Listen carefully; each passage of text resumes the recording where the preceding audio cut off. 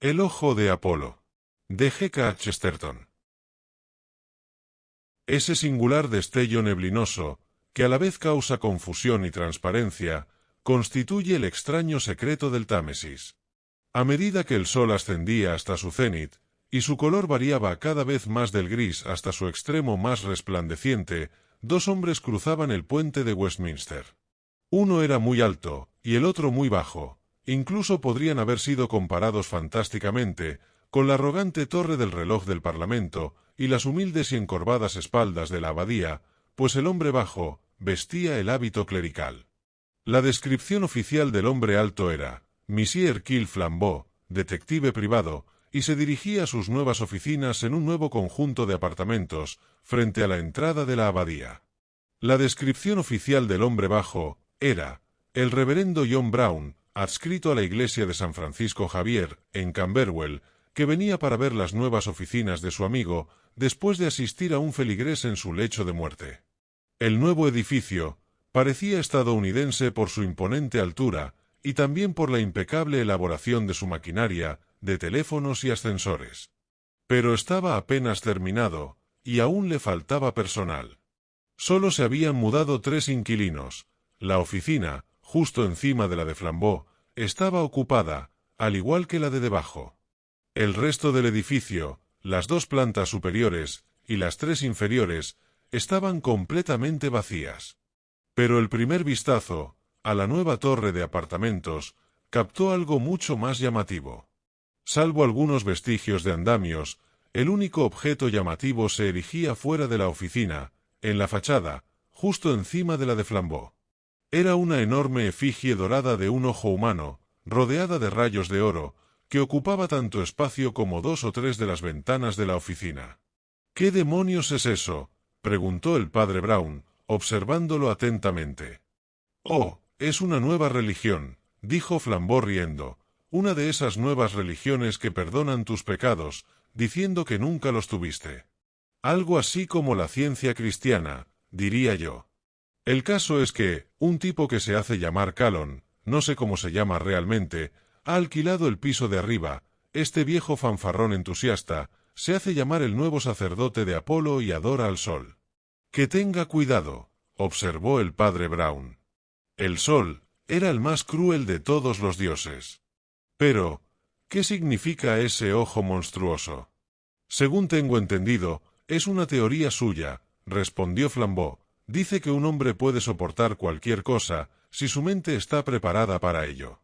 Sus 2 grandes símbolos son el sol y el ojo abierto. Además dice que si un hombre estuviera realmente sano, podría mirar fijamente al sol. Si un hombre estuviera realmente sano, dijo el padre Brown, no se molestaría en mirarlo. Bueno, eso es todo lo que puedo contarle sobre la nueva religión, continuó Flambeau con indiferencia. Afirma, por supuesto, que puede curar todas las enfermedades físicas. ¿Y puede curar la enfermedad espiritual? Preguntó el padre Brown, con seria curiosidad. ¿Y cuál es la enfermedad espiritual por excelencia? Preguntó Flambeau sonriendo. Oh, creer que uno está perfectamente bien, dijo su amigo. Flambeau estaba más interesado en la pequeña y tranquila oficina que tenía debajo que en el extravagante templo de arriba. Era un sureño lúcido, incapaz de concebirse como algo más que católico o ateo, y las nuevas religiones, brillantes y pálidas, no eran muy de su estilo. Pero la humanidad siempre estaba en su línea, sobre todo cuando era atractiva. Además, las damas de abajo eran personajes a su estilo. La oficina estaba atendida por 2 hermanas, delgadas y morenas, una de ellas alta y llamativa.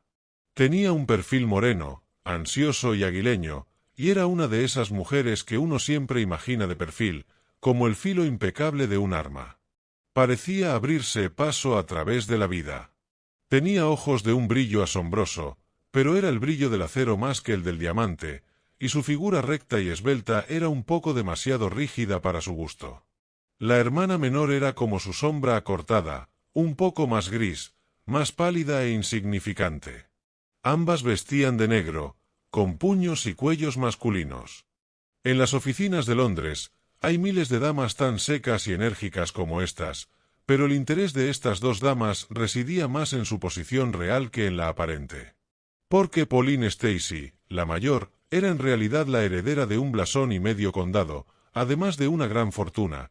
Se había criado en castillos y jardines, antes de que una fría fiereza, propia de la mujer moderna, la llevara a lo que consideraba una existencia más dura y elevada. De hecho, no había renunciado a su dinero. En eso habría habido un abandono romántico o monacal, ajeno a su magistral utilitarismo. Decía que reservaba su riqueza para fines sociales prácticos. Parte la había invertido en su negocio, un emporio de la mecanografía, la otra parte se distribuía en diversas ligas y causas, para el avance de dicho trabajo entre las mujeres. Nadie podía estar seguro de hasta qué punto Joan, su hermana y socia, compartía este idealismo ligeramente prosaico. Pero Joan seguía a su líder con un afecto perruno que, con su toque de tragedia, resultaba más atractivo que el ánimo sin desfallecimiento de la mayor. Porque Pauline Stacy no tenía nada que decir sobre la tragedia, sino que ella negaba su existencia. Su rígida rapidez y fría impaciencia habían divertido mucho a Flambeau, la primera vez que entró en el edificio. Se había quedado esperando fuera del ascensor, en el vestíbulo, al ascensorista, que generalmente acompañaba a los desconocidos a las distintas plantas. Pero esta chica, de ojos brillantes y aspecto de halcón, se negó abiertamente a soportar tal retraso. Dijo bruscamente que lo sabía todo sobre el ascensor y que no dependía de los chicos, ni tampoco de los hombres para utilizarlo. Durante los pocos segundos que duró el trayecto de ascenso, esta joven logró transmitirle a Flambeau muchas de sus opiniones fundamentales de manera informal, principalmente que era una mujer trabajadora moderna y amaba la maquinaria actual. Sus brillantes ojos negros ardían con una ira abstracta, contra quienes reprenden la ciencia mecánica y piden el regreso del romanticismo. Todos, dijo, deberían ser capaces de manejar máquinas, igual que ella podía manejar el ascensor. Casi pareció molestarse de que Flambeau le abriera la puerta del ascensor, y aquel caballero subió a sus aposentos sonriendo, con sentimientos encontrados, al recordar aquella independencia tan furiosa. Ciertamente, tenía un temperamento peculiar, rápido y práctico. Los gestos de sus delgadas y elegantes manos eran bruscos o incluso destructivos. En una ocasión, Flambeau entró en su oficina por un asunto de mecanografía, y descubrió que Pauline acababa de tirar al suelo unas gafas de su hermana, y las había pisoteado, mientras estaba enfrascada en una diatriba ética, sobre las enfermizas nociones médicas y la morbosa confesión de debilidad que implicaba semejante aparato. Retó a su hermana a volver a traer semejante basura artificial y malsana al lugar. Le preguntó si se esperaba que usara piernas de palo, pelo postizo u ojos de cristal, y mientras hablaba, sus ojos brillaron como el acero. Flambeau, completamente desconcertado por este fanatismo, no pudo abstenerse de preguntar a la señorita Pauline por qué un par de gafas era un signo de debilidad mayor que un ascensor, y por qué, si la ciencia podía ayudarnos para una cosa, no podía ayudarnos en otra. Son cosas diferentes, dijo Pauline Stacy con altivez. Las baterías, los motores y todas esas cosas son marcas de la fuerza del hombre. Sí, señor Flambeau, y también de la fuerza de la mujer. Estos grandes motores devoran la distancia y desafían el tiempo. Eso es algo espléndido, eso es verdadera ciencia. Pero estos horribles accesorios y tiritas que venden los médicos, y que nos imponen como si hubiéramos nacido lisiados y fuésemos esclavos enfermos, pero esos son solo signos de cobardía. Yo nací libre, señor Flambeau. La gente solo cree que necesita estas cosas, porque han sido educados en el miedo, en lugar de en el poder y el coraje, igual que las enfermeras tontas les dicen a los niños que no miren al sol, y por eso no pueden hacerlo sin parpadear. Pero, ¿por qué entre todas las estrellas hay una a la que no puedo mirar? El sol no es mi amo, y abriré los ojos y lo miraré cuando quiera. Sus ojos, dijo Flambeau, con una reverencia extranjera, deslumbrarán al sol. Le complacía elogiar a esta extraña belleza rígida, en parte porque le desconcertaba un poco. Pero, al subir a su piso, respiró hondo y silbó, diciéndose: Así que ha caído en manos de ese mago de arriba, con su ojo dorado. A Flambeau poco le importaba la nueva religión de Calonne, pero había oído hablar de su peculiar idea de contemplar el sol. Pronto descubrió que el vínculo espiritual entre los pisos superiores e inferiores era estrecho y creciente. El hombre que se hacía llamar Calonne era una criatura magnífica, digno, en sentido físico, de ser el pontífice de Apolo. Era casi tan alto como Flambeau, y mucho más apuesto, con una barba dorada, penetrantes ojos azules, y una melena echada hacia atrás como la de un león. En estructura, era la bestia rubia de Nietzsche, pero toda esta belleza animal se veía realzada, iluminada y suavizada por un intelecto y una espiritualidad genuinos. Si parecía uno de los grandes reyes sajones, parecía uno de los reyes que también eran santos. Y esto, a pesar de la incongruencia y mediocridad de su entorno. Del hecho de que tuviera una oficina a media altura de un edificio en Victoria Street, de que el empleado fuera un joven común que se sentaba en la habitación exterior, entre él y el pasillo, de que su nombre estuviera en una placa de bronce y el emblema dorado de su credo colgara sobre la fachada como el anuncio de un oculista. Toda esta vulgaridad no podía arrebatarle al hombre llamado Calonne la intensa fuerza e inspiración que emanaban de su alma y cuerpo. En definitiva, un hombre, en presencia de este charlatán, se sentía en presencia de un gran personaje.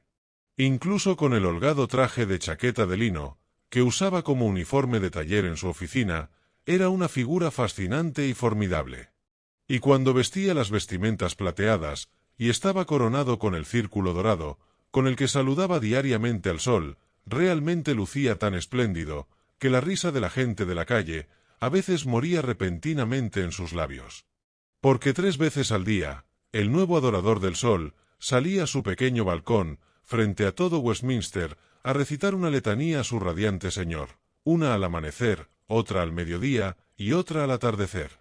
Y fue mientras el impacto del mediodía todavía se sacudía débilmente de las torres del Parlamento y de la iglesia parroquial, que el padre Brown, el amigo de Flambeau, miró hacia arriba por primera vez y vio al sacerdote blanco de Apolo. Flambeau ya había presenciado bastantes de estos saludos diarios al sol, y se adentró en el pórtico del alto edificio, sin siquiera esperar a que su amigo clérigo lo siguiera. Pero el padre Brown, ya fuera por interés profesional en los rituales, o por un fuerte interés personal en las payasadas, se detuvo y contempló el balcón del adorador del sol, como si se hubiera detenido a contemplar un teatro de títeres.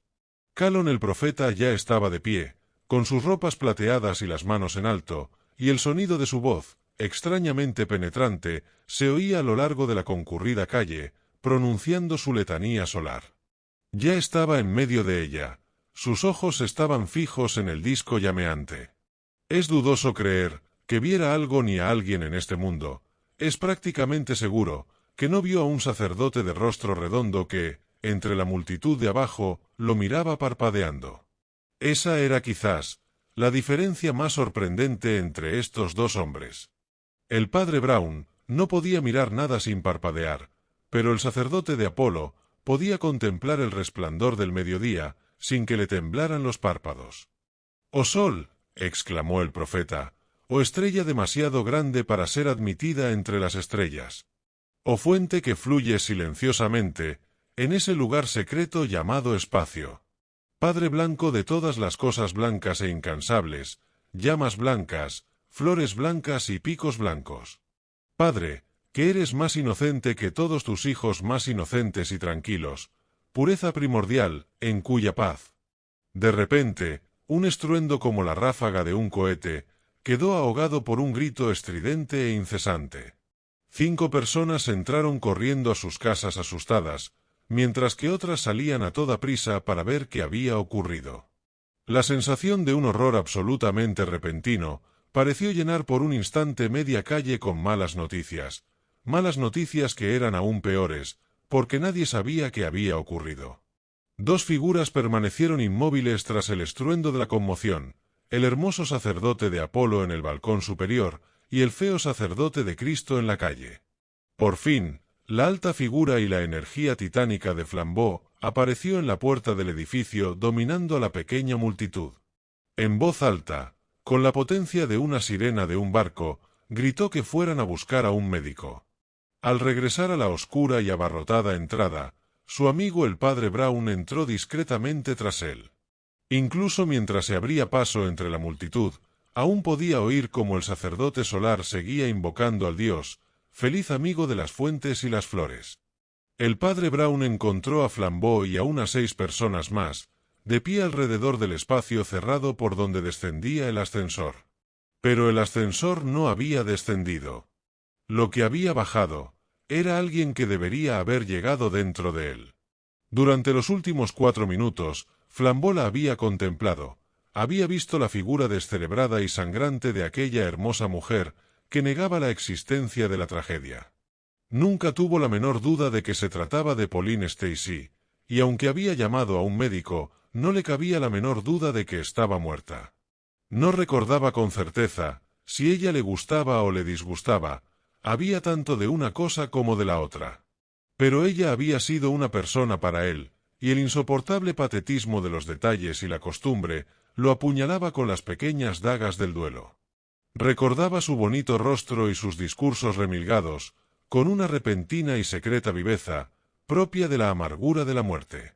En un instante, como un rayo caído del cielo, como un rayo caído de la nada, aquel cuerpo hermoso y desafiante había sido arrojado por el hueco abierto del ascensor hasta morir en el fondo. ¿Se habría suicidado? Parecía imposible que una persona tan optimista e insolente lo hubiese hecho. ¿La habrían asesinado? ¿Pero quién andaba por ahí en esos pisos apenas habitados para asesinar a alguien? Con un torrente de palabras estridentes, que pretendían ser fuertes, de repente se convirtieron en débiles, y preguntó dónde estaba ese tal Calon. Una voz, habitualmente grave, tranquila y plena, le aseguró que Calon llevaba 15 minutos en su balcón adorando a su Dios. Cuando Flambeau oyó la voz y sintió la mano del padre Brown, giró su rostro moreno y dijo bruscamente: «Entonces, si estuvo allí arriba todo el tiempo, ¿quién pudo haberlo hecho?» «Quizás», dijo el otro, «podríamos subir y averiguarlo. Tenemos media hora antes de que la policía actúe». Dejando el cuerpo de la heredera asesinada a cargo de los médicos, Flambeau subió corriendo las escaleras hacia la oficina de mecanografía, la encontró completamente vacía y luego corrió a la suya. Al entrar, se volvió abruptamente hacia su amigo con el rostro pálido y con una expresión diferente. «Su hermana», dijo con desagradable seriedad, «su hermana parece haber salido a dar un paseo». El padre Brown asintió. «O quizá haya ido a la oficina de ese hombre del sol», dijo. «Si yo fuera usted, lo comprobaría y luego lo hablamos en su oficina». «No», añadió de repente, como si recordara algo, ¿superaré alguna vez esa estupidez mía? Hablaremos en la oficina de las hermanas. Flambeau se quedó mirando fijamente, pero siguió al padrecito escaleras abajo, hasta el apartamento vacío de las Stacey, donde el impenetrable pastor se sentó en una gran silla de cuero rojo en la misma entrada, desde donde podía ver las escaleras y los rellanos, y esperó. No esperó mucho. En unos 4 minutos, 3 figuras bajaron las escaleras, iguales solo en su solemnidad. La primera era Joan Stacey, la hermana de la difunta. Evidentemente, había estado arriba, en el templo de Apolo.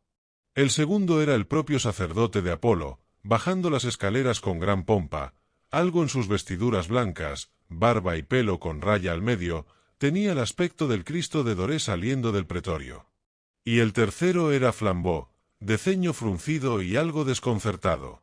La señorita Joan Stacey, morena, de rostro demacrado y cabello prematuramente canoso, se dirigió directamente a su escritorio y dispuso sus papeles con un gesto práctico. El simple gesto hizo que todos volvieran a la normalidad. Si la señorita Joan Stacey era una delincuente fría. El padre Brown la observó un rato con una extraña sonrisita, y luego, sin apartar la vista de ella, se dirigió a otra persona. «Profeta», dijo dirigiéndose a Calon, «me gustaría que me contaras algo acerca de tu religión». «Estaré orgulloso de hacerlo», dijo Calon, inclinando su cabeza aún coronada, «pero no estoy seguro de entender». «Se trata de lo siguiente», dijo el padre Brown, con su tono francamente dubitativo, nos enseñan que si un hombre tiene principios realmente malos, en parte debe ser culpa suya. Pero, a pesar de todo, podemos distinguir entre un hombre que obra en contra de su conciencia y uno con la conciencia más o menos nublada por sofismas. Ahora bien, ¿cree usted que asesinar está mal? ¿Es esto una acusación?, preguntó Calhoun en voz muy baja. No, respondió Brown con el mismo tono, es el discurso de la defensa.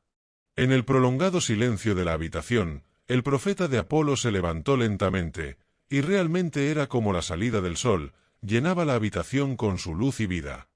Su figura parecía cubrir toda la habitación con sus ropajes, su gesto épico era como si se extendiese hacia perspectivas más grandiosas. En contraste, la pequeña figura negra del clérigo parecía ser un intruso, una mancha redonda y negra en un esplendor griego. Por fin nos encontramos, Caifás, dijo el profeta.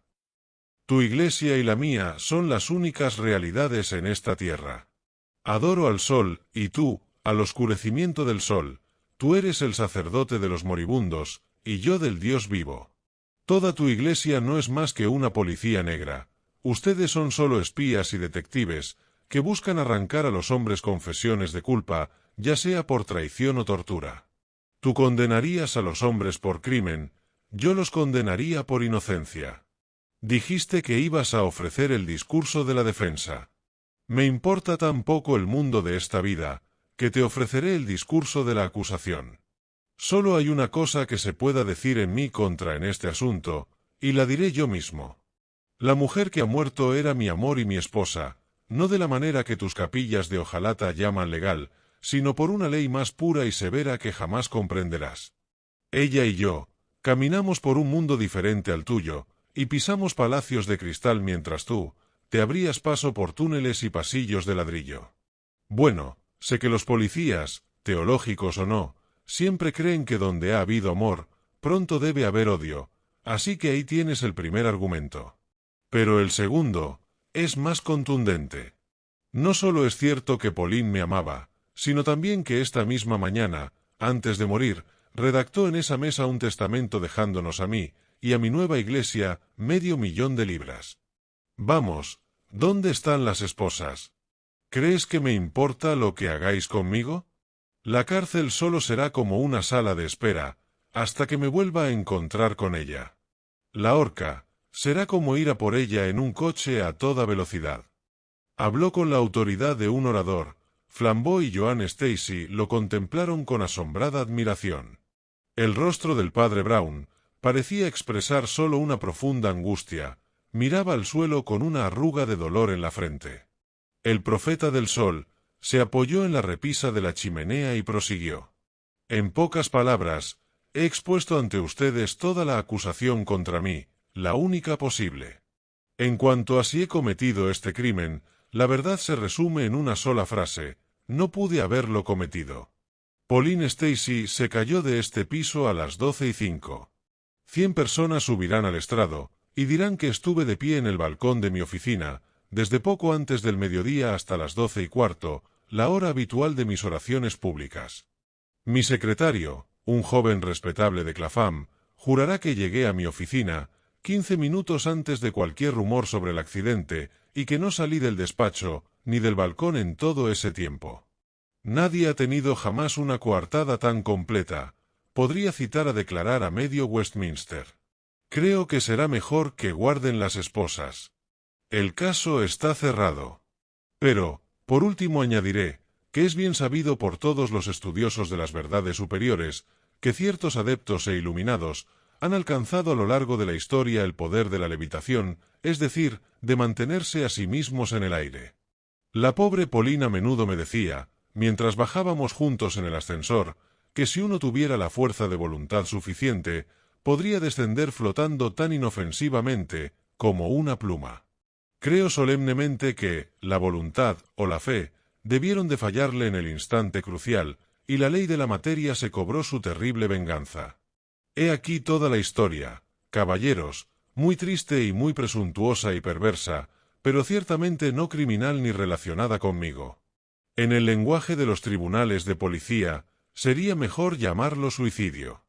Era la primera vez que Flambeau veía al padre Brown derrotado. Seguía sentado, mirando al suelo, con el ceño fruncido y expresión dolorida, como avergonzado. Era imposible eludir el sentimiento avivado por las aladas palabras del profeta, de que se estaba en presencia de un sombrío profesional de la acusación y de la sospecha, desbordado por un espíritu libre más puro, más altivo y de naturaleza más sana. Por fin, dijo, parpadeando como si estuviera físicamente angustiado. Bueno, si es así, señor, no tiene más que coger el testamento del que habló y marcharse. Me pregunto, ¿dónde lo dejó la pobre señora?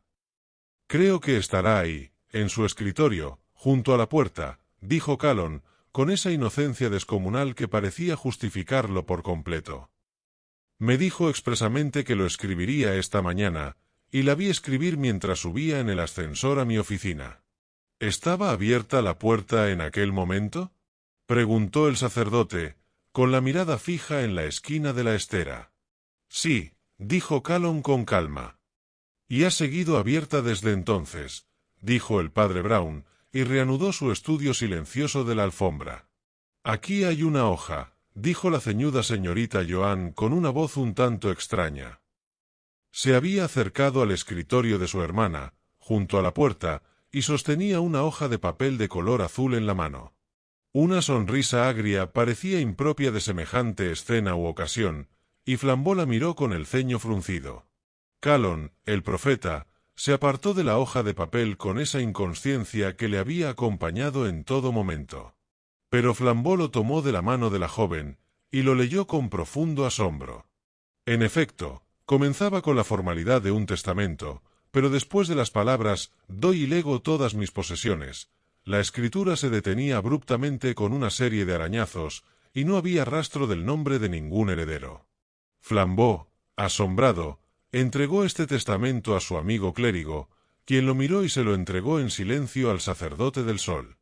Un instante después, aquel profeta, con sus espléndidos y amplios ropajes, cruzó la habitación en dos grandes zancadas, y se abalanzó sobre Joan Stacey, con sus ojos azules sobresaliendo de sus órbitas. «¿Qué has estado haciendo?», gritó. «Eso no es todo lo que escribió Pauline». Se sorprendieron al oírle hablar con una voz completamente nueva, con cierta estridencia yanqui. Toda su grandeza y su buen inglés había desaparecido de repente. «Eso es lo único que hay sobre su escritorio», dijo Joan, y lo enfrentó firmemente con la misma sonrisa de malicia. De repente, el hombre prorrumpió en una catarata de blasfemias y de palabras incrédulas. Hubo algo impactante en la caída de su máscara, fue como si se le cayera el rostro real. «Miren», gritó en un americano llano, sin aliento por las maldiciones. «Puede que yo sea un aventurero, pero supongo que eres tú la asesina. Sí, caballeros, aquí tienen su muerte explicada, y sin levitación alguna. La pobre chica estaba haciendo testamento a mi favor. Su maldita hermana entra, forcejea con la pluma, la arrastra hasta el pozo y la tira al vacío antes de que pueda terminarlo. ¡Caramba! Creo que necesitamos las esposas después de todo». «Como bien has comentado», respondió Joan con una calma sombría, «tu secretario es un joven muy respetable, que conoce la naturaleza de un juramento, y jurará ante cualquier tribunal, que estuve en tu oficina preparando trabajos de mecanografía, 5 minutos antes y 5 minutos después de la caída de mi hermana. El señor Flambeau te dirá que me encontró allí». Hubo un silencio. «Entonces», exclamó Flambeau, «Pauline estaba sola cuando cayó, y por lo tanto fue un suicidio». «Estaba sola cuando se cayó», dijo el padre Brown, «pero no fue un suicidio». «Entonces, ¿cómo murió?», preguntó Flambeau con impaciencia. «Pauline fue asesinada». «Pero estaba sola», objetó el detective. «La asesinaron cuando estaba sola», respondió el sacerdote. Todos los demás lo miraron fijamente, pero él permaneció sentado en la misma actitud abatida de siempre, con una arruga en su frente y una apariencia de vergüenza y tristeza impersonal. Su voz era incolora y triste. «Lo que quiero saber», gritó Callan con un juramento, «es cuándo vendrá la policía a buscar a esta maldita y malvada hermana. Ha matado a su propia sangre, y me ha robado $500,000 que era tan sagradamente mío. Vamos, vamos, profeta, interrumpió Flambeau con una especie de burla, ¿no decías que te importaba poco el mundo de esta vida? El profeta del dios Sol hizo un esfuerzo por volver a subir a su pedestal. No es solo el dinero, exclamó, aunque eso financiaría la causa en todo el mundo. También eran los deseos de mi amada. Para Pauline, todo esto era sagrado. A sus ojos. El padre Brown se irguió de repente, de modo que su silla se desplomó tras él. Estaba pálido como la muerte, pero parecía rebosar de esperanza, sus ojos brillaban. «Eso es», gritó con voz clara. «Por ahí hay que comenzar. Por los ojos de Pauline». El alto profeta retrocedió ante el pequeño sacerdote en un estado de confusión casi descontrolado. «¿Qué quiere decir? ¿Cómo se atreve?», gritó repetidamente. «Los ojos de Pauline», repitió el sacerdote, brillando cada vez más. «Continúe, por Dios, continúe. Incluso el criminal más vil se siente más ligero después de la confesión, y le imploro que confiese. Continúe, los ojos de Pauline». «Suélteme, demonio», tronó Calonne forcejeando como un gigante atado. «¿Quién eres, maldito espía, para tejer tus telarañas a mi alrededor? Suélteme». «¿Lo detengo?», preguntó Flambeau, corriendo hacia la salida, pues Calonne ya había abierto la puerta de par en par. «No, déjenlo marchar», dijo el padre Brown con un extraño y profundo suspiro que parecía provenir de las profundidades del universo. «Dejen pasar a Caín, pues pertenece a Dios». Se hizo un largo silencio en la habitación al salir, lo que para el tenaz ingenio de Flambeau fue una larga agonía de interrogatorio. La señorita Joan Stacy ordenó con mucha serenidad los papeles sobre su escritorio. «Padre», dijo finalmente Flambeau, «es mi deber, no solo mi curiosidad, es mi deber descubrir, si puedo, quién cometió el crimen». «¿Cuál crimen?», preguntó el padre Brown. «Con el que nos encontramos, por supuesto», respondió su impaciente amigo. «Estamos tratando con dos crímenes», dijo el sacerdote, «dos crímenes de muy diferente gravedad y cometidos por criminales muy diferentes». La señorita Joan Stacy, tras recoger y guardar sus papeles, procedió a cerrar su cajón con llave. El padre Brown continuó, sin reparar en ella ni ella en él. «Los dos crímenes», observó, «se cometieron contra la misma debilidad de la misma persona, en una lucha por su dinero.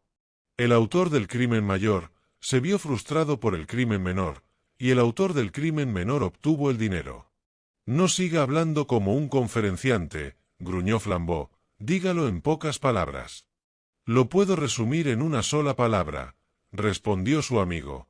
La señorita Joan Stacy se colocó su sombrero negro de negocios en la cabeza, con el ceño fruncido frente a un pequeño espejo, y mientras continuaba la conversación, tomó su bolso y su paraguas con calma y salió de la habitación. «La verdad es una sola palabra, y muy corta», dijo el padre Brown. «Pauline Stacy era ciega». «Ciega», repitió Flambeau y se levantó lentamente, hasta alcanzar toda su enorme estatura. «Sí, tenía una predisposición hereditaria», continuó Brown. Su hermana Joan habría empezado a usar gafas si Pauline se lo hubiera permitido, pero su filosofía o manía era que no se debían fomentar tales enfermedades, cediendo a ellas. No admitía que estaba perdiendo la visión, o intentaba superarlo con fuerza de voluntad. Así que sus ojos empeoraban cada vez más con el esfuerzo, pero el peor esfuerzo estaba por llegar. Llegó con este precioso profeta, o como se llame, quien le enseñó a mirar fijamente el sol ardiente a simple vista. Se llamaba aceptar a Apolo. Si estos nuevos paganos fueran tan viejos, serían un poco más sabios.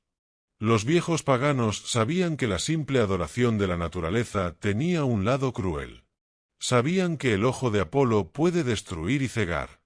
Hubo una pausa, y el sacerdote continuó con voz suave y casi quebrada. «Tanto si ese diablo la dejó ciega deliberadamente como si no, no hay duda de que la mató premeditadamente, aprovechándose de su ceguera. La simpleza del crimen es repugnante. Ya sabe usted», que Pauline y Calonne subían y bajaban en esos ascensores sin ayuda del ascensorista, y ya sabemos lo suave y silenciosos que se deslizan estos artefactos. Calonne llevó el ascensor hasta el rellano de la chica y la vio a través de la puerta abierta, escribiendo con lentitud, a causa de su ceguera, el testamento que le había prometido.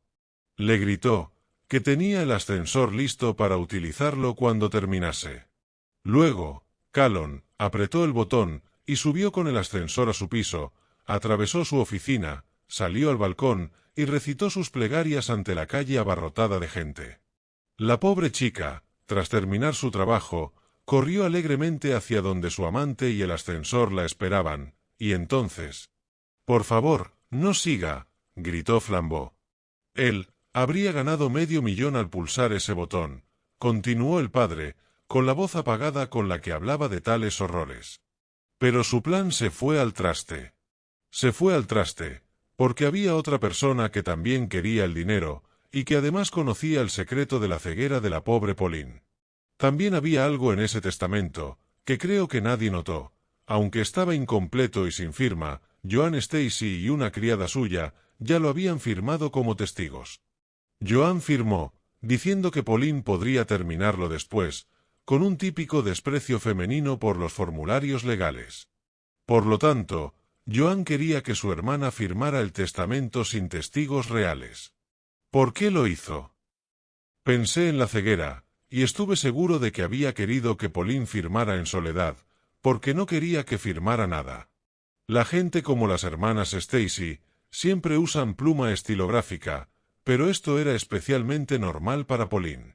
Por costumbre, y también por su fuerza de voluntad y memoria, aún escribía casi tan bien como si viera, pero no sabía cuándo necesitaba un cambio de pluma.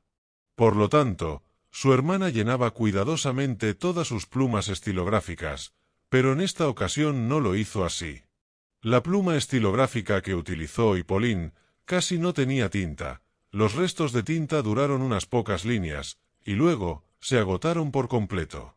De esta forma, el profeta perdió 500,000 libras, y cometió uno de los asesinatos más brutales y brillantes de la historia de la humanidad para nada. Flambeau se acercó a la puerta abierta, y oyó a los agentes de la policía subir las escaleras. Se giró y dijo: «Usted tuvo que seguir muy de cerca a Calonne, para descubrir en solo 10 minutos que él cometió el crimen». El padre Brown tuvo una especie de sobresalto. «¿A él? No», dijo el padre Brown. «Lo que tuve que seguir muy de cerca fue a la señorita Joan y la pluma estilográfica. Pero que Calonne era el criminal lo supe incluso antes de entrar en el edificio». «Debe estar bromeando», gritó Flambeau. «Hablo en serio», respondió el sacerdote. «Le digo que sabía que lo había hecho, incluso antes de saber qué es lo que había hecho». «¿Pero por qué?» «Estos estoicos paganos», dijo Brown reflexivamente, «siempre fracasan por su propia fuerza». Cuando se oyó el estruendo y un grito en la calle, el sacerdote de Apolo ni se sobresaltó ni miró a su alrededor. Yo no sabía qué es lo que había pasado, pero enseguida me di cuenta de que él esperaba que ocurriese algo. Fin. Gracias por ver este vídeo. Por favor, no olvides suscribirte, dar a me gusta, compartirlo y dejar un comentario. Si te ha gustado este relato, puedes encontrar más audiolibros en nuestro canal, Homo Lector.